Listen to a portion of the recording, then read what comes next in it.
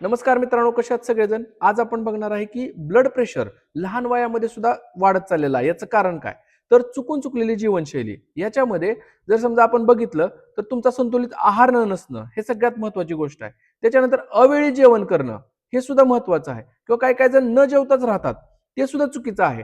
म्हणजेच व्यवस्थित झोप न घेणं. तर याच्यामध्ये प्रॉपर झोप नसल्यामुळे तुमची बॉडी रिसेट होत नाही. त्याच्यानंतर त्याच्या पुढे जाऊन जर म्हटलं तर चुकीच्या सवयी याच्यामध्ये मद्यप्राशन करणं असू द्या किंवा धूम्रपान करणं असू द्या किंवा वेगवेगळ्या प्रकारच्या पुड्या निघलेल्या आहेत ते खाणं असू द्या. त्याचबरोबर स्क्रीन टायमिंग जसं की मोबाईलचं असेल रात्र बेरात्र कधी पण तो मोबाईल बघत बसणं, स्क्रीन टायमिंग जास्त वाढलेला आहे, झोप अपुरी होते, त्यामुळे सुद्धा हा ताणतणाव वाढतो. आणि सगळ्यात महत्वाचं वेळा न पाळणं. म्हणजे वेळ न पाळणं म्हणजे काय? तर आपलं कर्तव्य किंवा काम जे आहे ना ते लवकर करणं किंवा व्यवस्थित न केल्यामुळे सुद्धा ताणतणाव वाढतो. आणि हा ताणतणाव कमी करण्यासाठी आपल्याला काय केलं पाहिजे?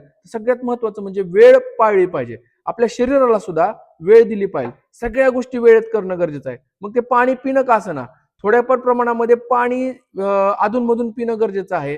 जेवणाची वेळ पाळणं गरजेचं आहे. सगळ्यात महत्वाचं म्हणजे स्क्रीन टायमिंग सुद्धा एक वेळ दिली पाहिजे. म्हणजे जर आपल्याला ब्लड प्रेशर प्रॉपर करायचं असेल तर वेळ पाळणं खूप गरजेचं आहे. आणि त्याचबरोबर सगळ्यात महत्वाचं योगाभ्यास असेल, ध्यानधारणा असेल, जे काही तणावमुक्तीचे जे काही सेशन्स किंवा प्रोग्राम असतील तर त्याला आपण येणं खूप गरजेचं आहे. तर अशाच काही गोष्टी शिकण्यासाठी आपल्याला कुठे यायचंय? आरोग्याच्या पाठशाळेमध्ये. धन्यवाद. Thank you so much.